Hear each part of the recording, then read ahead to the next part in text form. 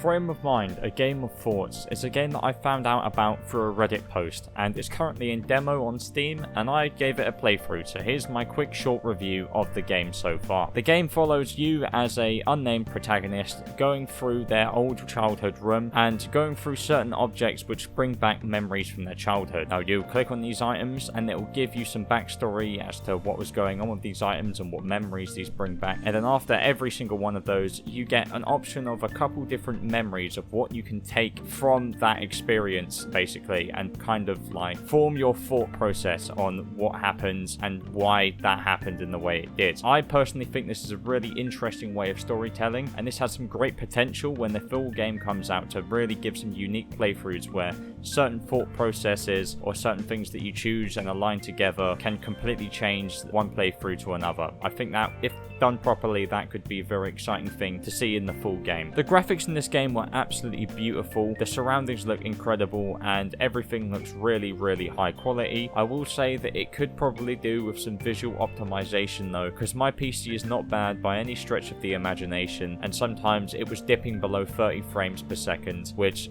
is not ideal, so trying to optimize the graphics better for PC would be great, or maybe including a graphical settings options where you can increase or decrease the quality of the surroundings. The voice acting in the game was overall pretty okay. During every single sequence where there's text on screen, it's narrated all the way through, and I thought it was pretty good. The recording of some of them does sound a little bit rough, and sometimes the VA will say things that aren't on the screen, but I'm not really too fussed about that, so it's not really a big issue, and that is a tiny nitpick from me.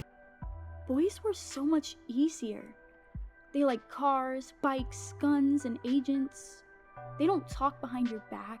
They don't think everything is about relationships. There are some glitches with the movement, like when you walk towards your bed, you'll move upwards, you'll climb up automatically without doing anything, and it'll be the same where if you go under the bed from the other side. Now if you do this at certain points and then try to do something else like walk out or do something a bit weird, the game goes a bit funky and you might be stuck in a crouching position like I know that I experienced at some point. But overall, I didn't really experience any other bugs. That was pretty much it. I liked the thought processing and the thought alignment process. After you interact with the 3 items that you can in the demo, you get to align those thoughts at the end, and it will say how many your protagonist agrees with and how many they disagree with. Now, this doesn't really lead to anything as a consequence in the demo, but I can see this being a very, very big thing that can change playthroughs when the game fully releases, like I said earlier. I would love to see this used and implemented in a proper way where it will change the game and what happens later on